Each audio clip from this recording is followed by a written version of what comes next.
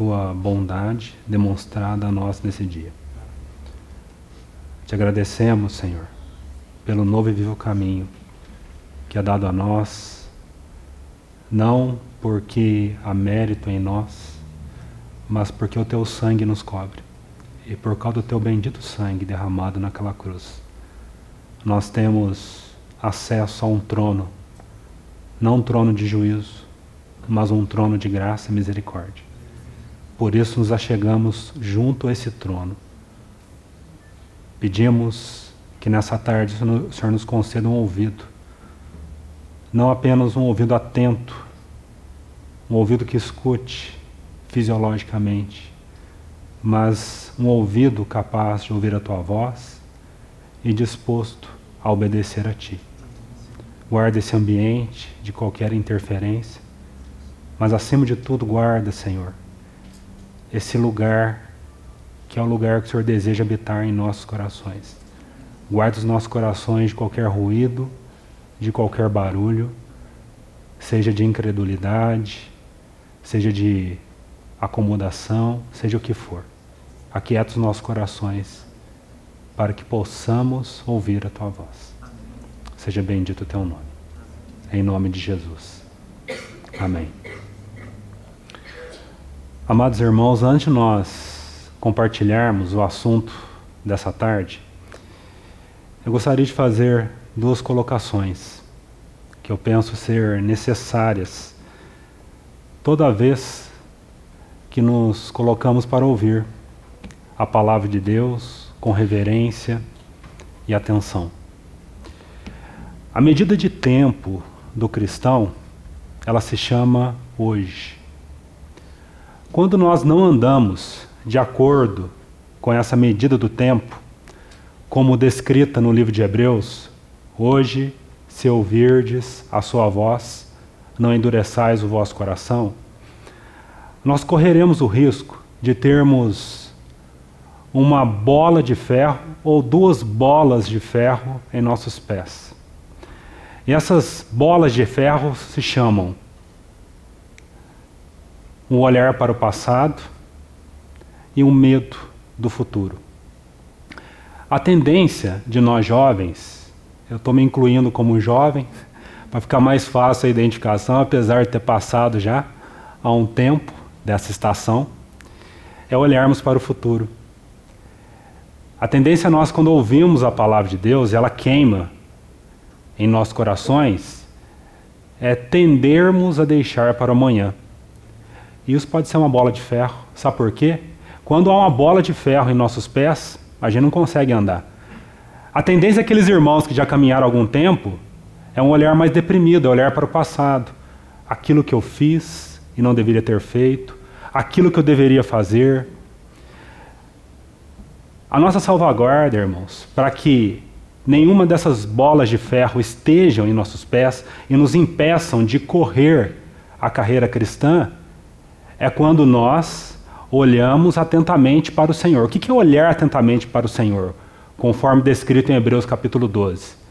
É quando temos um coração desejoso de ouvir hoje. Não daqui a pouco, não para o amanhã, mas hoje, nesse momento, a sua voz.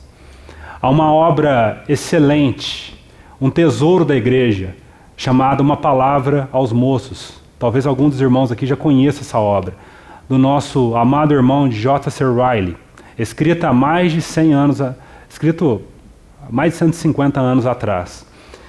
Ele usa uma frase que é um princípio que nos ajuda tanto, principalmente para nós jovens. Ele dizia assim, no seu livro: Satanás não se importa com a nossa consagração. Ele não se importa com a nossa obediência.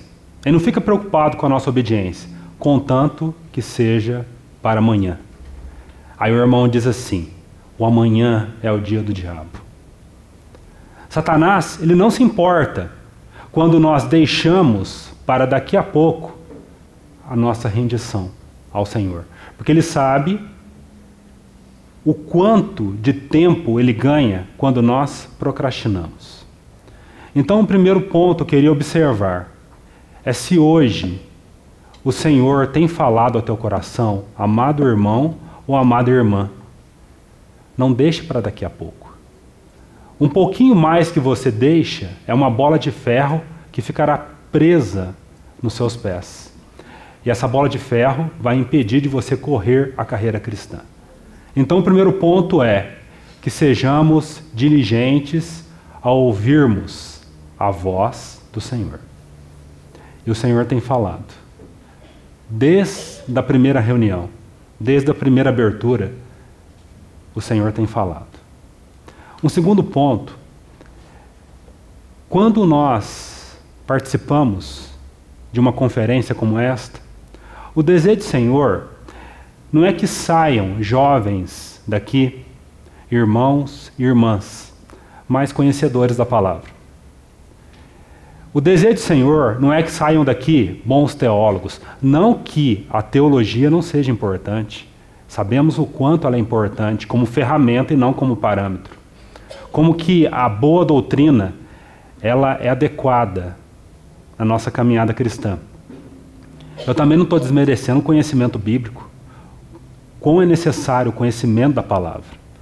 Mas quão pobres e medíocres será as nossas vidas se nós dependermos apenas dessas coisas. O Senhor deseja encontrar, ao final dessa conferência, não apenas bons teólogos. É fácil formar bons teólogos. Não apenas conhecedores do Gênesis ao Apocalipse.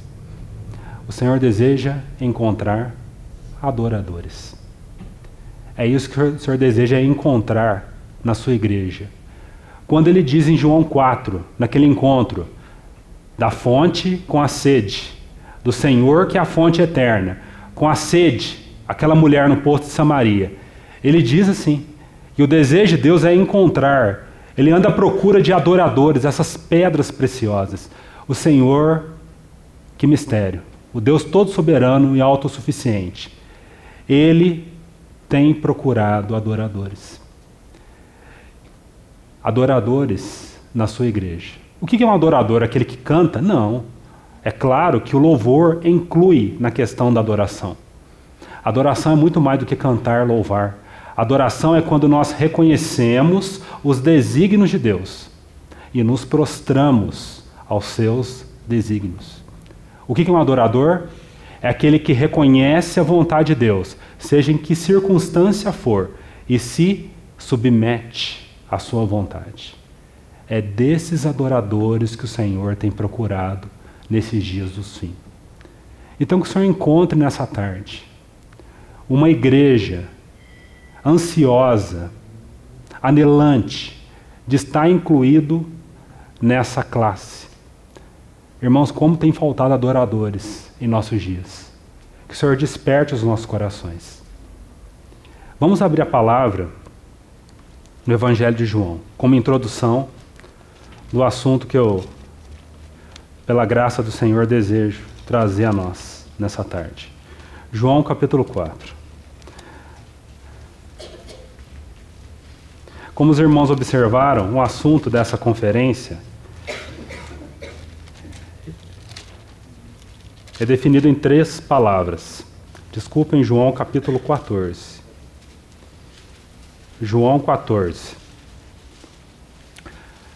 O assunto dessa conferência ele é definido em 3 palavras: comunhão, consagração e serviço.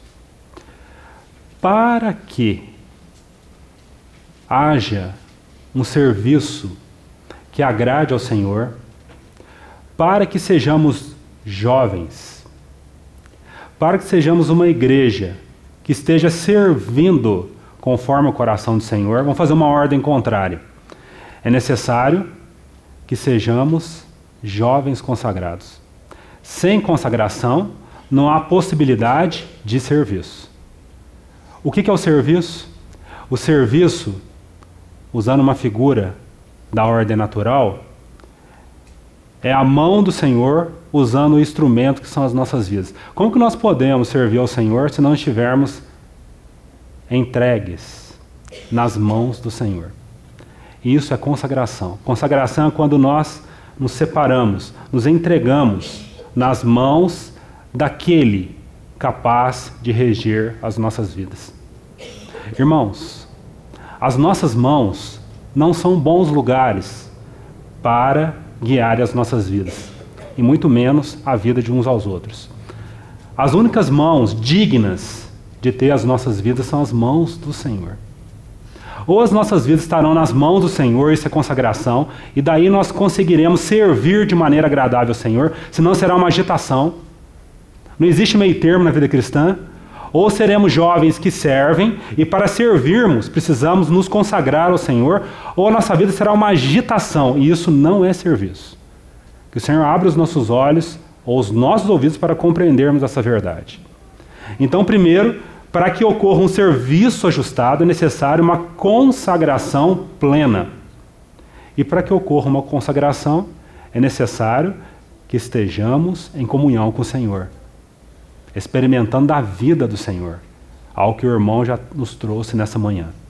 Então, comunhão, consagração, essa entrega, e a consequência, serviço.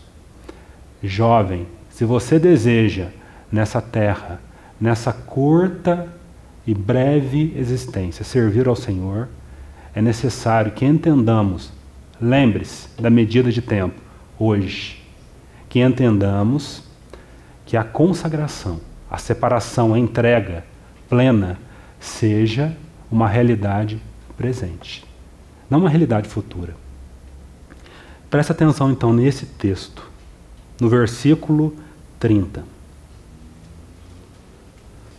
Já não falarei muito convosco, porque aí vem o príncipe do mundo. Quem que é o príncipe do mundo, irmãos? Satanás, o nosso adversário. Olha agora a definição do Senhor. E ele, o príncipe do mundo, nada tem em mim. Nada tem em mim. Esse príncipe do mundo, ele não tem comunhão, não tem o que há nele, é totalmente diferente do que há em mim. Vamos continuando. Por isso, abre 2 Coríntios. E daqui nós vamos partir para o nosso encargo. 2 Coríntios, um texto bem conhecido de todos nós, capítulo 10, versículo 3. 2 Coríntios, capítulo 10, versículo 3. O primeiro versículo em João, o Senhor deixa bem claro que Satanás é totalmente diferente do Senhor. Uma figura antagônica, com um caráter totalmente oposto ao caráter santo, perfeito do Senhor. Agora, preste atenção nesse detalhe, irmãos. 2 Coríntios 10, versículo 3. Porque, embora andando na carne, não militamos segundo a carne, porque as armas da nossa milícia não são carnais, e sim poderosas em Deus, para destruir fortalezas, anulando nossos sofismas. Agora o versículo 5, da onde nós vamos partir. E toda altivez que se levante contra o conhecimento de Deus, e levando cativo todo pensamento à obediência de Cristo. Olha que interessante. O inimigo não é apenas totalmente diferente do Senhor, como nós vimos em João 14, mas ele fará de tudo para se levantar contra os propósitos de Deus. Como os irmãos notaram na primeira reunião, quando Romeu diz assim, aonde o Senhor inicia uma obra genuína, Satanás estará atento e fará de tudo para se levantar contra a obra de Deus. E daqui nós vamos iniciar. Esse inimigo não é apenas oposto, mas ele fará de tudo para se levantar contra a obra de Deus, o conhecimento de Deus. Se levantar para que jovens não tenham comunhão com o Senhor, não se entreguem ao Senhor e por isso sirvam ao Senhor. Irmãos, desculpem a repetição. Nós só podemos servir nas mãos do Senhor. O nosso serviço só será adequado nas mãos do Senhor. O inimigo sabe disso. O que é mais triste, é que o inimigo sabe muito mais verdades do que a própria igreja. E por ele saber disso, ele vai se colocar de forma que a igreja não tome posse, não aprenda as verdades do Senhor. Então esse inimigo vai levantar contra o conhecimento de Deus, porque ele não quer que o conhecimento de Deus seja aplicado em nossas vidas. E aqui poderemos fazer um breve resumo. O que é o conhecimento de Deus? Quando a palavra fala que ele se levanta contra o conhecimento de Deus, o que é esse conhecimento? Vamos dividir o conhecimento de Deus em 4 partes, para nós irmos então para o livro, onde nós falaremos de maneira resumida. O conhecimento de Deus, amados irmãos, pode ser resumido em 4 partes. O conhecimento da pessoa de Cristo, ou o conhecimento de Deus, do Deus triuno. O inimigo fará de tudo, né, para que a igreja não compreenda o ser triuno de Deus, a pessoa de Cristo. O Salmo 45 diz assim, que ele é o mais formoso dos filhos dos homens. Como que o inimigo se levantou ao longo da história para que essa verdade da Trindade, do ser de Deus, da pessoa de Cristo não fosse compreendida plenamente pela igreja, pelo povo de Deus. Então, o primeiro ponto, quando se fala do inimigo se levantar contra o conhecimento de Deus, está se referindo o inimigo se levantando contra a Deus, a Trindade, essa verdade do ser triuno, do Deus triuno. Um segundo ponto, o que é o conhecimento de Deus também, irmãos? A obra de Cristo realizada na cruz. Como que o inimigo se levanta? Quantas mentiras, quantas heresias. A obra de Cristo fala do trabalho de Cristo, o Filho eterno que se entregou pelos nossos pecados. E por causa desse sangue, os nossos pecados são perdoados. Que verdade tremenda, irmãos. E esse é o conhecimento de Deus, o conhecimento da salvação. Esse conhecimento ainda obscuro a muitas pessoas. Esse conhecimento ainda mal compreendido pela própria igreja. Como que o inimigo se levanta contra o conhecimento da salvação? É o segundo ponto. O terceiro ponto, irmãos, quando lemos esse texto, o inimigo também se levanta. Ele se levanta contra essa verdade da pessoa de Cristo. Ele se levanta contra a verdade que diz respeito à obra de Cristo. E ele se levanta contra o quê?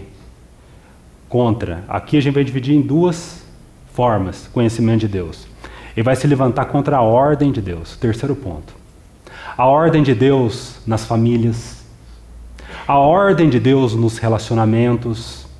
O inimigo vai se levantar contra esse conhecimento. Irmãos, como nós vivemos uma vida desprotegidas, porque quando a igreja ela vive de acordo com a ordem de Deus, ela está debaixo de uma proteção. Você sabia? Quando nós não vivemos de acordo com a ordem de Deus, esposas sendo submissas aos seus maridos, maridos encabeçando suas esposas, jovens submetendo aos mais velhos. Sabia, jovem, que a tua proteção não é fazer o que você entende, não é você fazer o que está na tua cabeça. A tua proteção está em submeter aos mais velhos. Isso diz respeito ao conhecimento da ordem de Deus, como o inimigo tem se levantado, principalmente nessa geração. O inimigo tem se levantado de tal forma que a igreja tem estado desprotegida. Aonde está a proteção da igreja? A proteção da igreja, a proteção está quando nós nos colocamos debaixo dessa cobertura poderosa, que se chama ordem de Deus, que é o terceiro ponto. E como que o inimigo se levanta de maneira altiva, feroz, contra esse princípio. E o quarto ponto, irmãos. O que significa levantar contra o conhecimento de Deus? O inimigo fará de tudo para que nós não conheçamos a vontade específica de Deus. Então, o primeiro ponto, irmãos, fala da pessoa de Cristo. O segundo ponto, da obra realizada na cruz. O terceiro, da ordem de Deus. E o quarto ponto, o que é o conhecimento de Deus? O Conhecimento de Deus, irmãos, é o conhecimento da vontade de Deus para as nossas vidas. Para cada um de nós aqui é uma vontade específica de Deus. Somos vasos forjados de maneira diferente. Irmãos, como que é importante nós falarmos isso? As duas áreas que mais impactam e danificam a vida de um homem, ou é a área profissional, ou é a área relacional. E nós jovens precisamos, como a palavra diz, termos critério. O que é ter critério? É quando nós buscamos conhecer a mente de Deus, a vontade de Deus em uma dessas duas áreas em nossas vidas. Por quê, irmãos? Porque se nós não estivermos atentos a qual é a vontade de Deus na área relacional ou na área profissional, o que vai acontecer, irmãos? Nós iremos entrar em caminhos que irão prejudicar a nossa vida cristã. Por isso, nesse quarto ponto do conhecimento de Deus, sejamos atentos a estarmos buscando a mente do Senhor. Senhor, qual que é a tua vontade para mim na área relacional? Qual que é a tua vontade, Senhor, para mim na área profissional? Que busquemos esse critério do Senhor, irmãos. Porque se nós não buscarmos, o inimigo irá se adiantar. O inimigo sabe o dano para um jovem quando ele se relaciona fora do tempo e do modo do Senhor. Estejamos atentos a isso, irmãos. Não brinquem com isso. A nossa proteção está em se refugiar nesse conhecimento de Deus. Fiz essa breve introdução, irmãos, para nós entendermos por que nós iremos, nessa tarde, de maneira rápida, ao livro de Êxodo. Vamos abrir em Êxodo capítulo 5. Porque em Êxodo capítulo 5, temos uma figura perfeita do inimigo através da vida de Faraó. Faraó, na primeira parte desse livro tão conhecido, ele é uma figura clara do inimigo de Satanás. Assim como Satanás, aqui em 2 Coríntios 10, a palavra mostra ele se levantando de maneira altiva contra o conhecimento de Deus, nós veremos Faraó aqui. Por isso que o Senhor nos ajude através da sua didática. A palavra de Deus é maravilhosa, irmãos. A palavra de Deus, ela foi escrita pelo mestre por excelência, que é o Senhor. Ele é um mestre por excelência. Então, há exemplos por toda a palavra de servos que viveram essa vida consagrada ao Senhor, mas também exemplos de figuras usadas pelo inimigo, que nos ajudam a entender os movimentos de Satanás. Nós veremos de maneira objetiva, irmãos, 5 objeções. As 5 objeções de Faraó tentando impedir que o povo saísse do Egito e pudesse sim se consagrar ao Senhor. Na verdade, essas 5 objeções são as 5 objeções que o inimigo muitas vezes tenta se levantar de maneira altiva contra as nossas vidas. Que tenhamos um olhar atento, irmãos, com a ajuda da palavra e o ministério do Espírito Santo, para reconhecermos esses movimentos de objeções do inimigo, à medida que formos lendo o texto, para que não haja nenhum embaraço em nossos pés nessa caminhada cristã. Então, a primeira objeção altiva, Êxodo capítulo 5. Vamos ler do versículo 1 até o versículo 9. Primeira objeção, que o Senhor nos ajude, abre os nossos olhos, irmãos, para que não haja nenhum entrave, nenhum obstáculo ao nosso progresso na vida cristã. Versículo 1. Depois foram Moisés e Arão e disseram a Faraó: assim diz o Senhor, Deus de Israel, deixa ir o meu povo, para que me celebre uma festa no deserto. Que interessante, irmãos. Deixa ir o meu povo, para que me celebre uma festa no deserto. Você sabia que esse mundo, irmãos, é um deserto? Já tem sido ensinado a todos nós que o Egito é uma figura do quê? Do mundo, um lugar de aflição. O Egito é uma figura do que é um mundo, um lugar de aflição. Naquela época o Egito era um império glorioso, mas aos olhos de Deus, o que é o Egito? Não é nada. E é interessante, irmãos, que aos olhos de Deus o mundo é um deserto. E o Senhor chama a sua igreja, o seu povo, para celebrar uma festa a Ele nesse deserto. E como que nós podemos celebrar essa festa? Vamos continuar lendo o texto. Versículo 2. Respondeu Faraó. Faraó vai começar a criar uma objeção, uma história tão conhecida de todos nós. Vai começar a criar obstáculos, vai começar a resistir como o inimigo resiste. Fará de tudo para que a igreja, para que o homem se desprenda do mundo. Aí você fala assim, por que eu estou lendo, você está lendo o livro de Êxodo? Eu já fui salvo. Eu já reconheço o Senhor como o único Senhor e Salvador. Né? Se o Egito é uma figura do mundo, irmãos, muitas vezes nós passamos a vida cristã, mesmo sendo libertos do Senhor, é claro, posicionalmente, não estamos no mundo, mas o nosso coração ainda está no mundo. A palavra diz em Atos capítulo 7, que o povo de Israel, mesmo libertos do Egito, a palavra diz assim que ao longo dos 40 anos, o coração do povo de Israel quis voltar para o Egito. O coração deles estava no Egito. Irmãos, que o Senhor livre-nos dos enganos.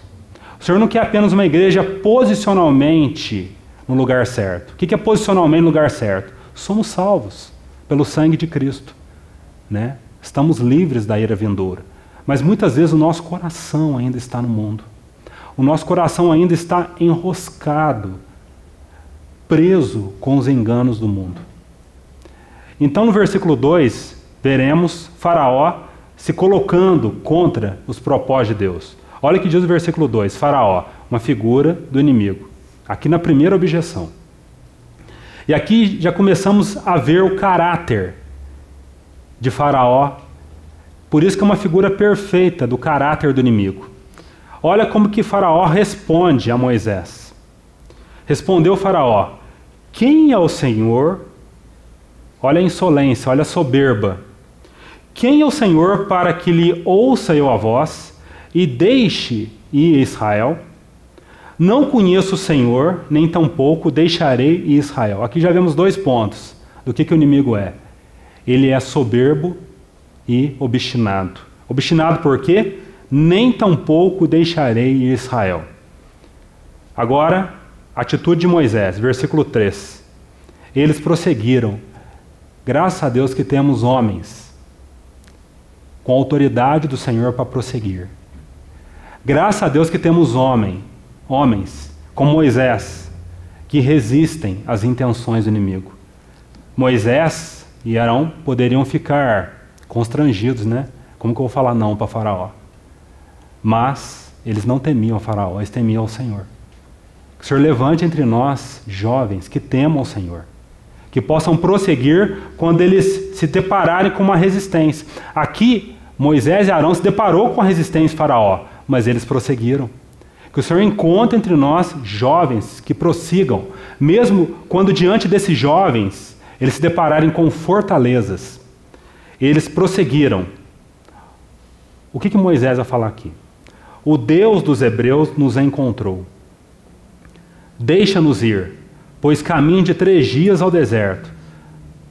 No versículo 1, Moisés diz assim, deixa ir, para que o meu povo celebre uma festa no deserto. Olha agora como que Moisés vai traduzir essa festa no deserto. Para que ofereçamos sacrifícios ao Senhor, nosso Deus, e não venha Ele sobre nós com pestilência, com espada.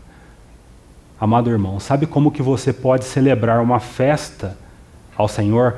Sabe como que a sua vida cristã pode ser algo agradável ao Senhor? Porque a nossa vida cristã é para o Senhor. Em primeiro lugar, não é para nós, é para o Senhor. Moisés diz assim, deixa ir o meu povo para que celebre uma festa a mim no deserto. E aqui no versículo 3, Moisés vai traduzir o que é a celebração. Irmão, sabe como que você pode viver uma vida agradável a Deus? Quando você se oferece a Deus. Quando você se entrega a Deus. Moisés, ele interpreta essa festa, essa celebração dessa festa no deserto como oferecer sacrifícios. Irmãos, que linguagem precisa da palavra. A única maneira a qual nós podemos ser jovens, nessa fase inicial das nossas vidas, que viva uma vida agradável a Deus é quando nós oramos assim: eis-me aqui, Senhor, venho me oferecer. Uma vida de oferta ao Senhor. E essa oferta, ela só é possível para aqueles que amam ao Senhor. Nós só oferecemos a alguém se nós amarmos essas pessoas. Então que o Senhor renove o nosso amor a Ele. Porque senão essa palavra vai ser pesada. Não há dificuldade nenhuma na linguagem do amor em se oferecer à pessoa a quem você ama. Irmão, se o amor do Senhor ele estiver vigoroso em nossos corações, a oferta vai ser uma consequência. Não vai ser nada, não vai ser algo temeroso. Vamos continuar. Não podemos gastar detalhes aqui. Versículo 4. Então lhes disse o rei do Egito: por que Moisés e Arão, por que interrompeis o povo no seu trabalho? Ide as vossas tarefas. Disse também Faraó: o povo da terra já é muito, e vós o distraís das suas tarefas. Assim que Faraó, o inimigo, fala da vida de um jovem quando ele se entrega ao Senhor, ele está distraído. Ele está completamente alienado. Ele é um louco. Olha como que a palavra é precisa no exemplo aqui de Faraó para com o inimigo. Então no versículo 6 veremos a fúria de Faraó. Naquele mesmo dia, pois deu ordem, Faraó, aos superintendentes do povo e aos seus capatazes, dizendo: daqui em diante não torneis a dar palha ao povo para fazer tijolos, como antes, eles mesmos que vão e ajuntem para si a palha. Exigireis deles a mesma conta de tijolos que antes faziam.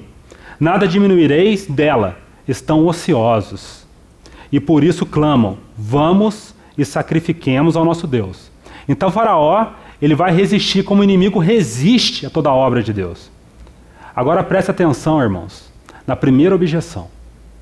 Versículo 9. A primeira objeção aos desígnios de Deus. A primeira objeção de Faraó para que o povo não saísse do Egito. O inimigo fará de tudo para que o homem não se despregue do mundo. Fará de tudo para que a igreja não seja mundana. A igreja continue no mundo. Então, qual que é a primeira objeção aqui, irmãos? Versículo 9.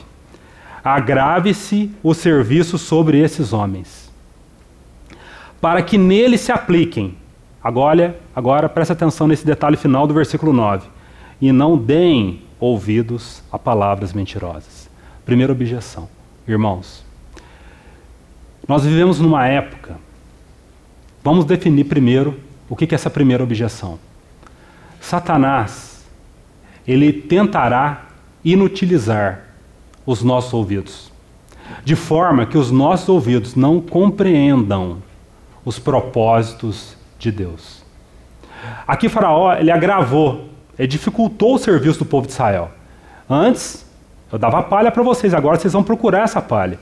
Então agravou o serviço. Irmãos, o que significa isso na linguagem espiritual? Agravar o serviço. Irmãos, nós vivemos numa época onde as exigências profissionais estão cada vez mais difíceis, né? A gente vê uma época, uma geração, onde essa questão, as exigências profissionais têm se agravado. E isso pode ser um embaraço. Porque o problema não é a geração, não é essas questões profissionais, as exigências que têm se agravado. A questão é aonde temos aplicado o coração.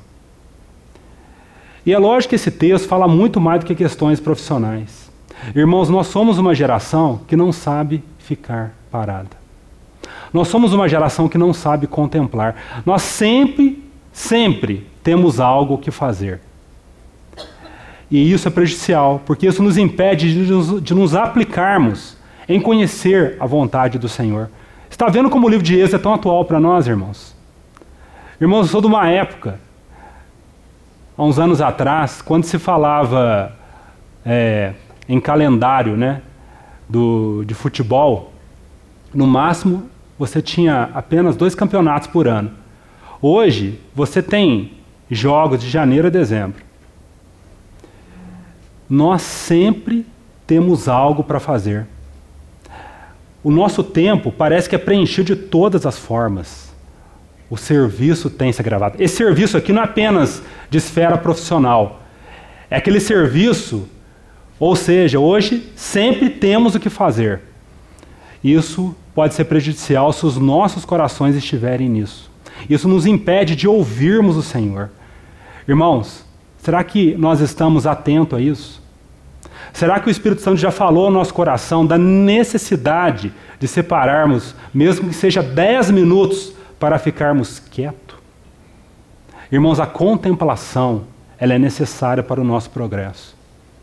A contemplação é necessário para conhecermos a vontade do Senhor. A vontade do Senhor, ela não vem de maneira instantânea. Esse é um outro problema dessa geração, uma geração instantânea, que resolve tudo apertando o botão do celular. Uma geração frenética, agitada. Isso nos impede de ouvir a voz do Senhor. Nesse sentido, o serviço tem se agravado. Mas o principal dano aqui, irmãos, não é o serviço. Mas olha esse detalhe aqui, irmãos. E não deem ouvidos a palavras mentirosas. O livro de Êxodo foi escrito há tanto tempo atrás, mas é tão atual. Irmãos, como essa ordem de Faraó é ouvida ainda em nossos dias, né? Parece que a gente ouve essa voz, não deem ouvidos a palavras mentirosas nos meios de comunicação, né? Não deem ouvidos a palavras mentirosas. E essas palavras mentirosas que Faraó está falando são as palavras de Deus. Irmãos, quanto desse sussurro da serpente tem sido ouvido? Né? Professores nas universidades, nas escolas falando, parem de dar ouvidos a essas palavras mentirosas da palavra, da Bíblia. Parem de dar ouvidos a essas palavras mentirosas. Irmão, será que a gente já consegue detectar o silvo da serpente? Como em Gênesis capítulo 3, quando a serpente diz assim para Eva, Deus falou isso? Deus é um mentiroso. Irmãos, que sejamos jovens, que possam detectar o silvo da serpente. Quando o mundo falar assim, essa palavra é mentirosa, no teu coração, o teu coração está preservado. E no teu coração dizer assim, essa palavra o mundo está dizendo que é mentirosa, mas o meu coração ama essa palavra. Irmãos, a única maneira para que o silvo da serpente, ou a determinação de Faraó, não possa influenciar os nossos corações, é sermos jovens, cheios da palavra. O que diz Colossenses capítulo 3? Habite ricamente a palavra de Cristo em vossos corações. Sabe por quê, irmãos? Muitas vezes ficamos mexidos com aquilo que o professor fala, né? Contrário à palavra, com aquilo que os meios de comunicação falam, contrários a palavras, é porque o nosso coração não está cheio da palavra. Faz um teste. Se você jogar água num recipiente vazio, ele vai fazer barulho, não vai fazer? Agora, se esse recipiente estiver cheio de água, não vai fazer barulho, porque ele está cheio de água.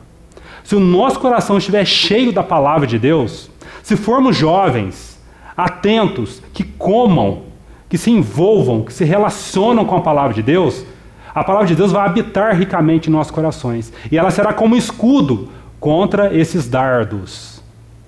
O que Faraó está dizendo aqui, Faraó é um representante. Isso que Faraó está falando, por esses 2000 anos a igreja tem como que ouvido, né? Que a palavra de Deus é mentirosa. Irmãos, que o Senhor guarde os nossos corações. Como que Ele vai guardar os nossos corações? Sermos jovens que se alimentem da palavra de Deus. E a palavra vai ser um escudo, de tal forma que as intenções do inimigo não se abatam sobre as nossas vidas. Porque se estivermos atentos à voz do inimigo, irmãos, nós vamos acreditar que a palavra é uma mentira. Né? Que a maneira como Deus criou o mundo é uma mentira. Que aquilo que Deus fala como que o homem deve se relacionar com a mulher é coisa do passado. É uma palavra que hoje não tem mais utilidade. Mas a palavra, esse livro, irmãos, que pela graça do Senhor chegou em nossas mãos, foi escrito por um Deus que não muda. Que é o mesmo hoje e foi ontem e será para sempre. Que o Senhor nos dê, desperte os nossos corações para sermos jovens que vejam que estão no deserto. Quando a gente está no deserto, irmãos, a gente não perde tempo quando a gente encontra uma fonte de água. E a fonte de água é esse livro que é a palavra. Sejamos jovens que se envolvam com a palavra, como aquela porção de Jeremias capítulo 15, achadas as tuas palavras, logo as comi. Será que nós temos devorado a palavra, comido a palavra, envolvido com a palavra, relacionado com a palavra, irmãos? Se não, irmãos, estaremos influenciados pela voz do faraó, pela voz do inimigo, falado em diversas formas, meios de comunicação, faculdades, escolas e por aí afora. Então a primeira objeção, faraó tentando inutilizar o ouvido do povo de Deus. Que o Senhor separe os nossos ouvidos, irmãos. O Senhor guarde os nossos ouvidos para Ele. À medida que os nossos ouvidos forem para o Senhor, eles estarão protegidos do silvo da serpente. Então, rapidamente, vamos para a segunda objeção. Sabemos que Faraó, ele não atendeu ao pedido de Moisés. Aí o Senhor começou a enviar aquelas pragas. A primeira praga da água transformando em sangue, depois das rãs, dos piolhos, e aqui na quarta praga, das moscas. Agora vamos ver a segunda objeção. Êxodo capítulo 8, versículo 20. Disse o Senhor a Moisés: levanta-te pela manhã cedo e apresenta-te a Faraó, e eis que ele sairá às águas, e dize-lhe: assim diz o Senhor, deixa ir o meu povo para que me sirva. Do contrário, se tu não deixares ir o meu povo, eis que eu enviarei enxames de moscas sobre ti e sobre teus oficiais, e sobre o teu povo e nas suas casas, e as casas dos egípcios, e se encherão desses enxames, e também a terra em que eles estiverem. Naquele dia separarei a terra de Gósen, em que habita o meu povo, para que nela não haja enxames de moscas, e saibas que eu sou o Senhor no meio dessa terra. Farei distinção entre o meu povo e o teu povo. Amanhã se dará esse sinal. Assim fez o Senhor, e vieram grandes enxames de moscas à casa de Faraó, e às casas de seus oficiais, e sobre toda a terra do Egito. E a terra ficou arruinada com esses enxames. Agora, preste atenção na segunda objeção de Faraó. Olha o movimento do inimigo, a estratégia do inimigo. Versículo 25.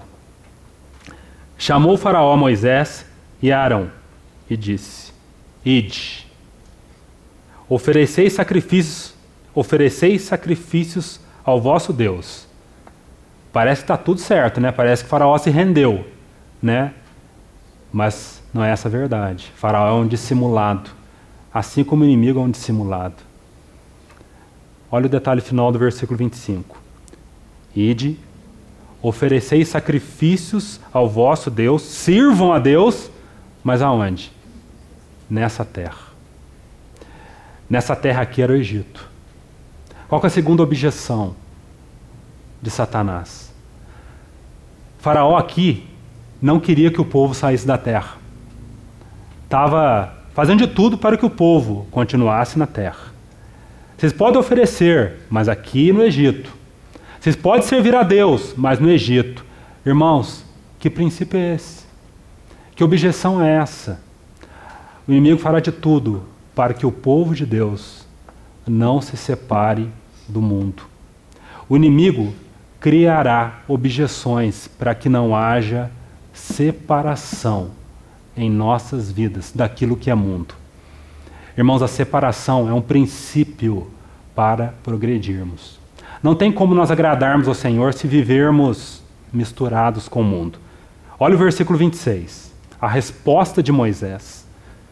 Não convém que façamos assim, e graças a Deus, porque Moisés conhecia a vontade do Senhor, e por isso pôde entender qual que era a objeção de Faraó. Se nós não conhecermos a vontade do Senhor, irmãos, nós não vamos ouvir. Não vamos perceber as intenções do diabo. Não convém que façamos assim, Por que ofereceríamos, Senhor, ao Senhor, nosso Deus, sacrifícios abomináveis aos egípcios?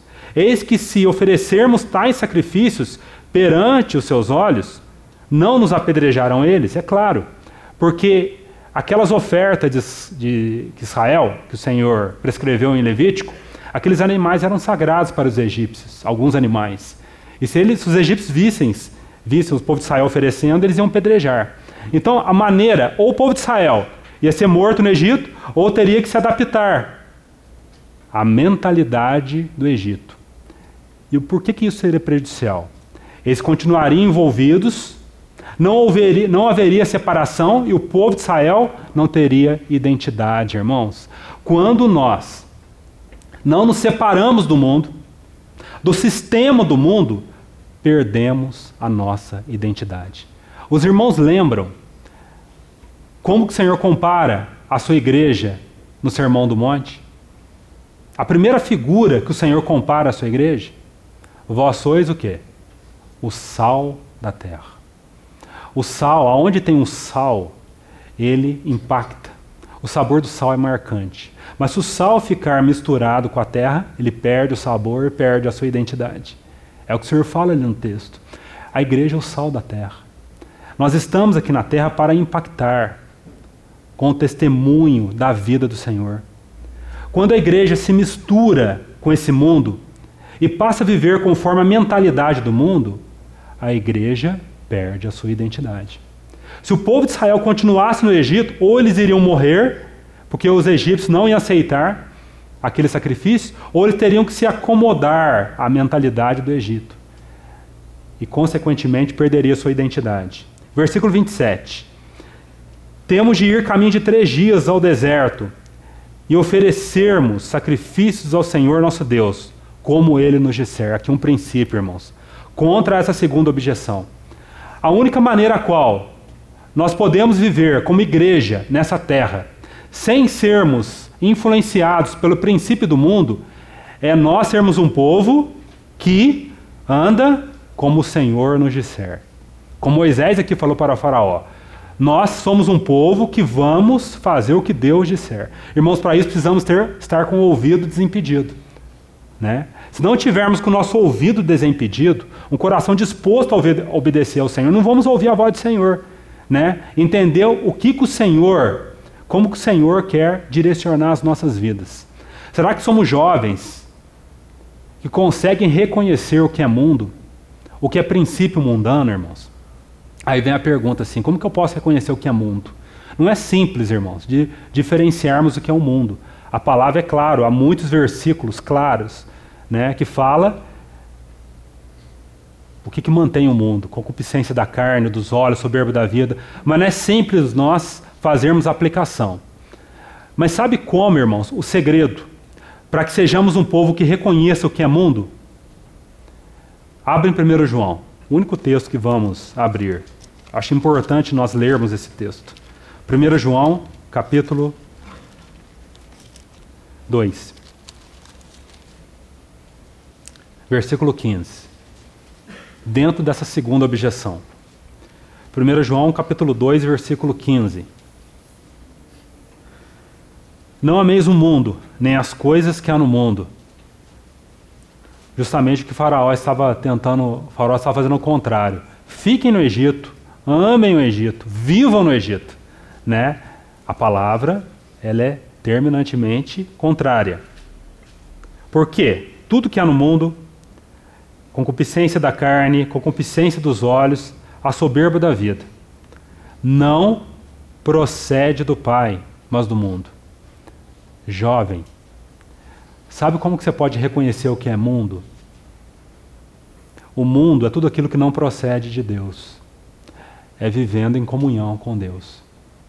Quanto mais nós vivermos em comunhão profunda com Deus, e a palavra é clara, o mundo não procede do Pai. É a salvaguarda, é a condição para não nos envolvermos com o mundo. Esse é o princípio. O Pai sabe o que é mundo. O Pai sabe aquilo que não procede dele. A única maneira, jovem, para não sermos mundanos Ah, eu não sou mundano, eu participo de todas as reuniões, leio a Bíblia. Isso não é parâmetro, irmãos. Nós podemos ter uma aparência externa de santos, mas um coração como o povo de Israel, que queria voltar a todo instante para o Egito ou para o mundo. A única maneira para não nos envolvermos ou para conhecermos o que é mundo é conhecermos a Deus. A única maneira para não nos envolvermos com o mundo é nos envolvermos com o Pai, com Deus. Que o Senhor fale isso aos nossos corações. Que o Espírito Santo ministre essa verdade aos nossos corações. Voltemos em Êxodo.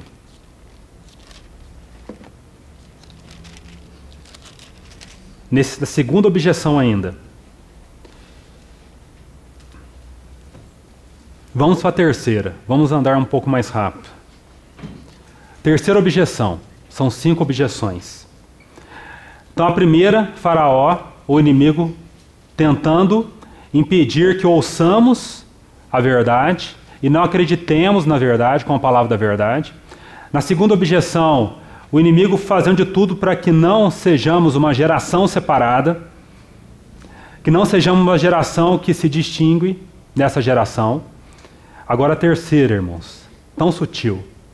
Terceira objeção.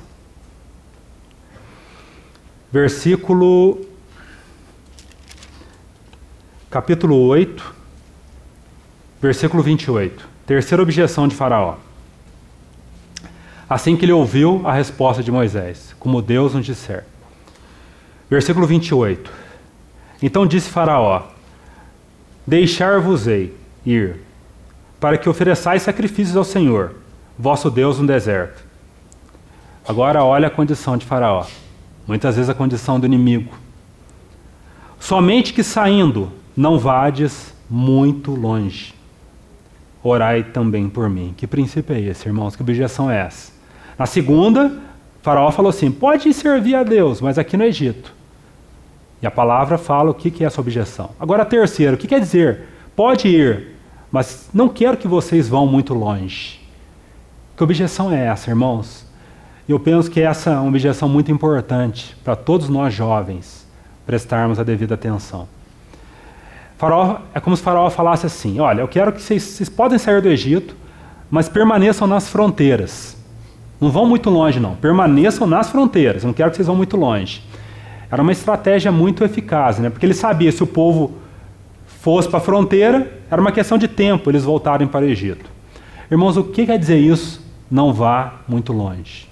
Olha mais uma vez o sussurro da serpente. O sussurro do inimigo muitas vezes nos nossos corações. O que significa não vá muito longe? Esse não vá muito longe significa sermos um povo que não se entregue plenamente nas mãos do Senhor.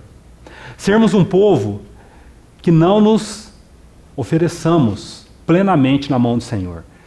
Quantas vezes nós ouvimos essa voz do inimigo, seja através de um colega de universidade, de escola, assim. O que quer dizer não vá muito longe? Você está lendo muito a Bíblia. Isso é. Você está orando muito. Você não acha que está indo longe demais? Você não acha que você está indo longe demais esperando a pessoa que o Senhor vai trazer para você relacionar? Você está indo longe demais nesse namoro, se guardando? É assim que o inimigo fala conosco, tentando impedir que sejamos um povo que se entregue plenamente ao Senhor. Irmão, sabe qual foi o jovem que achou que estava indo longe demais? E por causa disso, não tomou posse de uma riqueza verdadeira? O jovem rico, nos evangelhos. Ele chegou para o Senhor e falou assim: bom mestre, o que eu faço para herdar a vida eterna? Eu tenho observado todos os mandamentos. Aí o Senhor falou assim: olha, resta um. Vende tudo que tens. Depois vem e me segue. O jovem rico seguiu ao Senhor? Não seguiu. Sabe por quê? Ele achou que estava indo longe demais. Vender todos os seus tesouros. Irmãos, muitas vezes nós achamos que nos entregar ao Senhor, nos oferecer ao Senhor, obedecer ao Senhor, é ir longe demais. E sabe qual que é a consequência? vamos perder um tesouro valioso. Quantos irmãos mais velhos que eu converso gostariam de hoje estar na posição que vocês estão? Quantos irmãos, é claro que é uma graça de Deus para esses irmãos, o Senhor é misericordioso, mas quando olham para trás e olham para a sua juventude, falam assim: por que eu dei atenção à voz da serpente? Por que eu achei, naquele período da minha vida, que eu estava indo longe demais? Irmãos, que o Senhor guarde-nos de ouvir essa voz. Se não formos longe demais em direção ao Senhor, nós estaremos próximo dos propósitos do inimigo e longe dos propósitos de Deus. Vamos ver um exemplo de como o Senhor resolveu isso, de alguém que estava indo longe demais, mas depois o Senhor aquietou seu coração. Abre em 2 Crônicas, capítulo 25, para entendermos um pouco mais desse princípio. 2 Crônicas 25. E já estou encerrando, irmãos, porque não teremos tempo de completar o nosso assunto. 2 Crônicas 25, versículo 5. Dentro dessa terceira objeção. 2 Crônicas 25, versículo 5. Rei Amazias. Amazias congregou a Judá e o pôs segundo as suas famílias, sob chefes de 1.000, chefes de 100, por todo o Judá e Benjamim. Contou-os de 20 anos para cima e achou 300.000 escolhidos, capazes de sair à guerra e manejar lança e escudo. Também tomou de Israel a soldo 100.000 homens valentes por 100 talentos de prata. Comprou esse exército por uma fortuna. Presta atenção nos detalhes. Fez algo que não era vontade de Deus. Por quê? Porque no versículo 7 vai se apresentar a ele um homem de Deus. Porém, certo homem de Deus veio a ele, dizendo: ó rei, não deixes ir contigo o exército de Israel, porque o Senhor não é com Israel, isto é, com os filhos de Efraim. Não era da vontade de Deus que esse rei comprasse esse exército. Aqui está muito claro, está descrito no versículo 7. Porém, vai só, age e ser forte. Do contrário, Deus te faria cair diante do inimigo, porque Deus tem força para ajudar e para fazer cair. Olha o que diz o versículo 9. Amazias pensou que ele iria longe demais se ele atendesse o profeta, aquele representante de Deus. Disse Amazias ao homem de Deus: que se fará, pois, dos 100 talentos de prata que dei às tropas de Israel, né?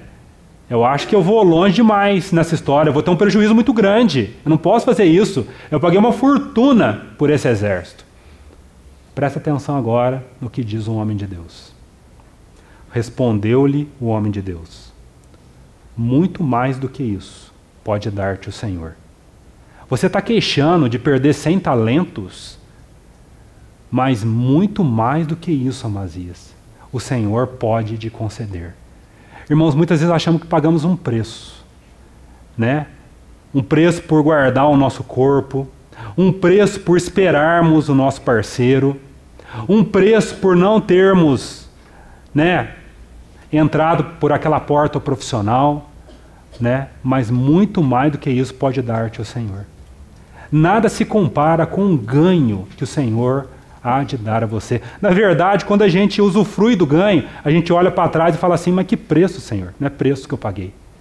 Como que a nossa visão é tão míope, como a nossa visão é tão embaçada, de acharmos que pagamos um preço por guardarmos o nosso corpo, acharmos que pagamos um preço, às vezes, por não andar segundo a mente do mundo. É só assim, irmãos, que nós ficaremos guardados dessa voz. Não vá longe demais. Não vá longe demais. Que o Senhor guarde as nossas vidas, os nossos corações, e sejam protegidos de ouvir essa voz. E sejamos um povo que se consagre sem medo nas mãos, daquelas mãos, aquelas mãos que foram feridas por você na cruz. Como temer essa mão, irmãos? Essas mãos foram pregadas na cruz por você. Não tem o que você temer de se entregar nessas mãos. Voltemos em Êxodo então, para a quarta objeção. Vamos apenas citá-la porque o nosso tempo encerrou. Êxodo capítulo 10. Vou apenas citar essas duas objeções. Depois, se os irmãos quiserem, há um material muito útil que pode nos ajudar na compreensão desses assuntos. Êxodo capítulo 10, já encerrando, praticamente citando essas duas últimas objeções. E Faraó continuando resistente. Êxodo capítulo 10, versículo 7. Então os oficiais de Faraó lhe disseram: até quando nos será por cilada esse homem? Deixa ir os homens, para que sirvam ao Senhor seu Deus. Acaso não sabes que o Egito está arruinado? Estava, por causa das pragas. O Senhor cada vez mais intensificando o juízo através daquelas pragas. Então Moisés e Arão foram conduzidos à presença de Faraó, e esse lhe disse: ide servir ao Senhor, vosso Deus. Porém, quais são os que hão de ir? Respondeu-lhe Moisés: havemos de ir com os nossos jovens. Olha a mente de Moisés, e conhecia o propósito da vontade do Senhor, que era levar todo o povo, não parte do povo. Havemos de ir com os nossos jovens. Olha quem encabeça a lista, irmãos. Olha a importância dessa fase da vida que você está vivendo. Jovens, com os nossos velhos, com os filhos, com as filhas e com os nossos rebanhos e com os nossos gados havemos de ir, porque temos de celebrar festa ao Senhor.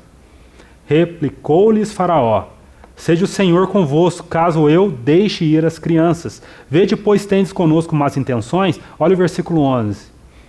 Não há de ser assim. Ide somente vós, os homens, e servi ao Senhor. Por isso é o que pedistes. E os expulsaram da presença de Faraó. Rapidamente, que princípio é esse, irmãos? O desejo de Deus é para com todo o seu povo. Não é da vontade do Senhor, usando essa figura, que os homens estejam no Egito e o resto, os homens estejam no deserto e o resto do povo no Egito. Não é da vontade do Senhor, agora fazendo uma aplicação, que você esteja bem na vida cristã e a sua família perdida no mundo. Não é da vontade do Senhor que você esteja bem, frequentando as reuniões, consagrado ao Senhor, e você não esteja atento àquele irmão que está perdido. A vontade do Senhor é para com toda a igreja. Que o Senhor abra os nossos olhos, É para com todo o seu povo, O Senhor, Ele nos fortalece para que possamos fortalecer uns aos outros. Não temos tempo de entrarmos em detalhe aqui. Aqui é o princípio da unidade. Satanás fará de tudo para que a unidade do povo de Deus não seja preservada. E a última objeção, capítulo 10, versículo 21, para nós encerrarmos. Então disse o Senhor a Moisés: estende a mão para o céu e virão trevas sobre a terra do Egito, trevas que se possam apalpar. Estendeu, pois, Moisés a mão para o céu, e houve trevas espessas sobre toda a terra do Egito por 3 dias. Não viram uns aos outros, e ninguém se levantou do seu lugar por 3 dias. Porém, todos os filhos de Israel tinham luz nas suas habitações. Linda essa figura, irmãos? Linda essa cena. Só a luz aonde o povo de Deus está. Quando o Senhor olha para essa terra, Ele vê uma negridão, mas pontos de luz nas habitações. A luz significa a igreja, por onde ela transita. Versículo 24. Última objeção, quinta e última. Então Faraó chamou a Moisés e lhe disse: ide servir ao Senhor. Fiquem somente os vossos rebanhos e o vosso gado. As vossas crianças irão também convosco. Respondeu Moisés: também tu tens de dar em nossas mãos sacrifícios e holocaustos que ofereçamos ao Senhor nosso Deus. E também os nossos rebanhos irão conosco, nenhuma unha ficará, porque deles havemos de tomar, para servir ao Senhor nosso Deus. E não sabemos com que havemos de servir ao Senhor até que cheguemos lá. A quinta objeção.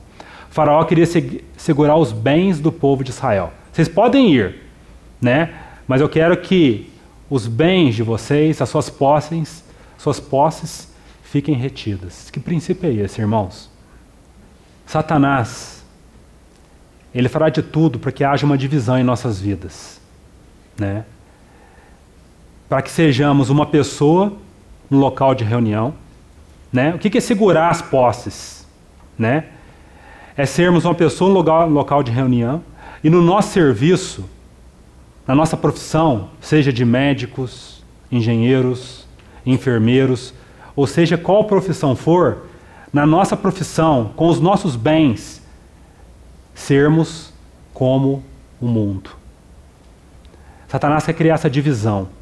Qual que é o princípio aqui, irmãos? O Senhor deseja que sejamos bons mordomos, que sejamos cristãos, não apenas no local de reunião, não apenas no nosso quarto lendo a Bíblia. Sejamos cristãos, servos do Senhor, testemunho no nosso emprego, no nosso serviço, né? Que os nossos bens não sejam administrados segundo a mente do mundo. Os nossos bens, irmãos, em primeiro lugar, não é para nos servir, mas é para servir aos interesses do Senhor. Você sabia disso, que você é um mordomo, é um administrador? Nós não temos posse de nada, irmãos. A única posse que nós temos é do Senhor.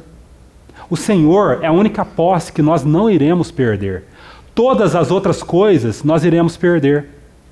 O desejo do Senhor é que sejamos bons mordomos, que usemos as coisas para servir a Ele e, consequentemente, a nós e uns aos outros. Olha como que Moisés define os bens do povo de Israel. Versículo 25. Respondeu Moisés: também tu tem de dar em nossas mãos sacrifícios e holocaustos que ofereçamos ao Senhor nosso Deus.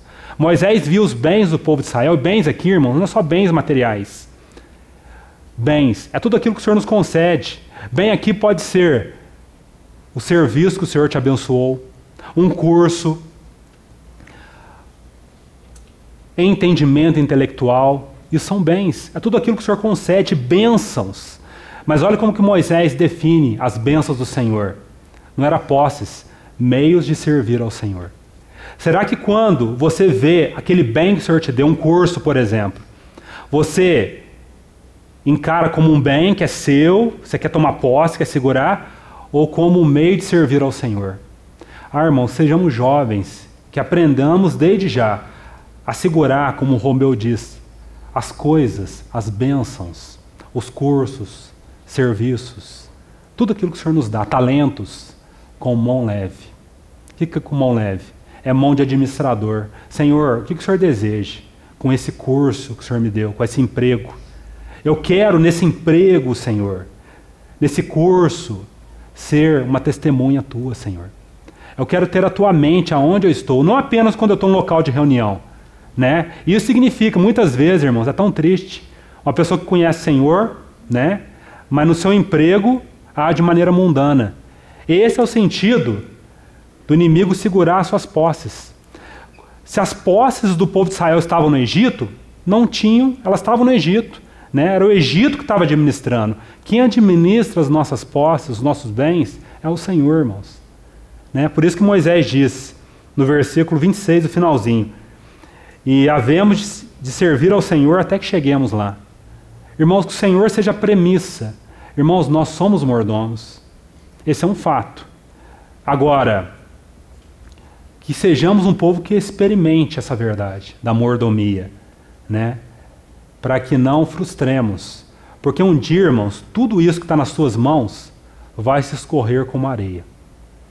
A única coisa que não será tirada de você é o Senhor. A bênção suprema. Já parou para pensar nisso? Se você partir hoje, o que você vai levar? Nada, só o Senhor.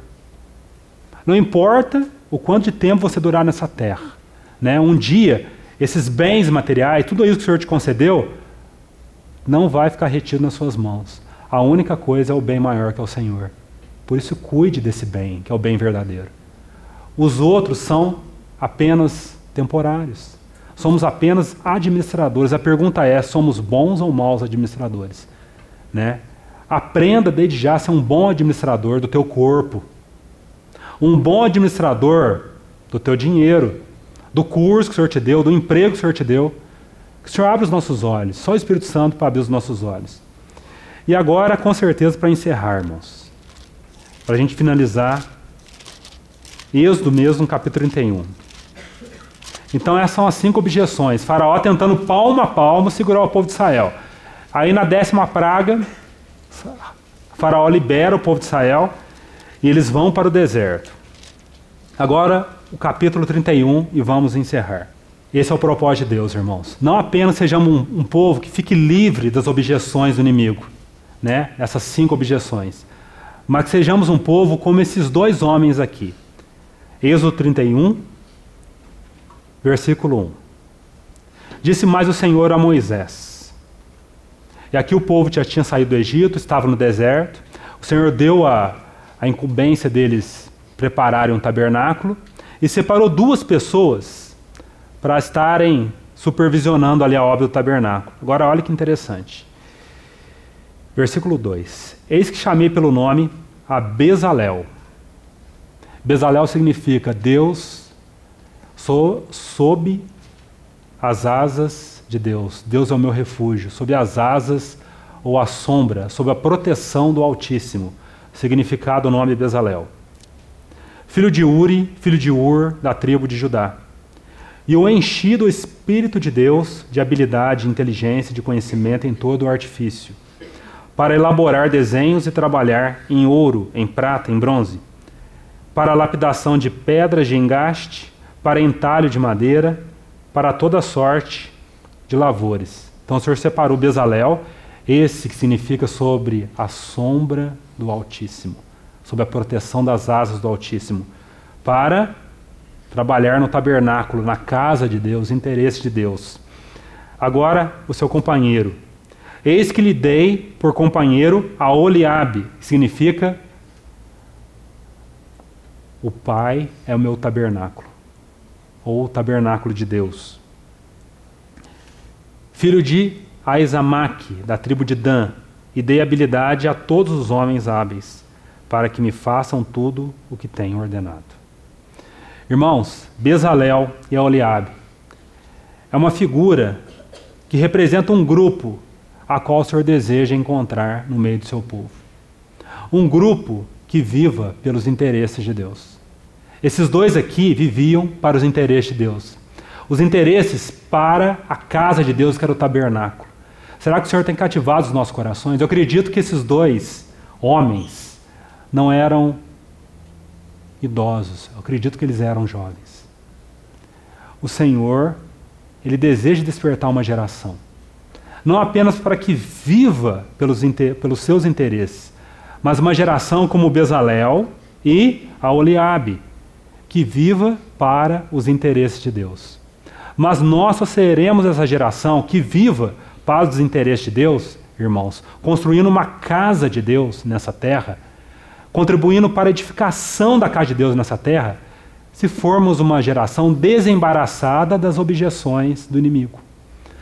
Se formos uma geração ainda emaranhada com aquelas objeções que acabamos de falar, não seremos como Bezalel e Oliabe. Esses 2 foram separados para a construção do tabernáculo, para os interesses do Senhor. Então que o Senhor fale aos nossos corações, irmãos. Aquilo que só Ele pode falar. Aquilo que só o Espírito Santo pode falar. E não sejamos uma presa ou jovens embaraçados com algumas dessas objeções. Que o Senhor, na sua bondade, desperte os nossos corações. Não para daqui a um tempo, mas para hoje. O Senhor tem pressa, irmãos. Os irmãos lembram como o povo de Israel saiu do Egito? Com toda a pressa. Há uma urgência do Senhor, porque estamos nos tempos finais. Para que seu povo, mesmo salvo, saia do Egito no sentido não de aceitar o Senhor, saia do Egito no sentido do Egito, do mundo, dessa glória enganosa, não ocupar mais o nosso coração, o quanto ela tem ocupado. Que o Senhor, na sua bondade, nos tome pela mão.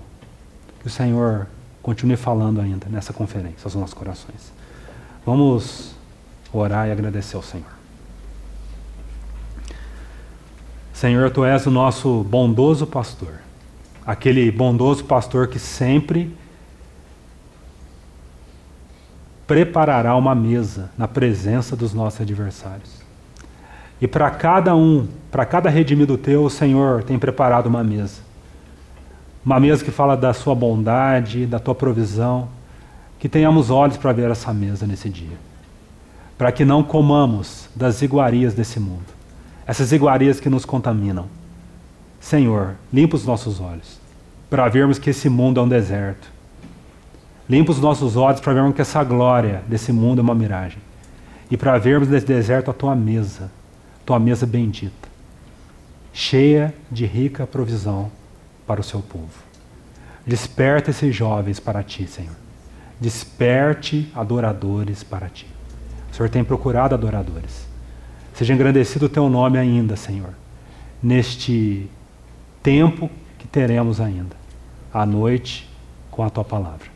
Em nome de Jesus. Amém.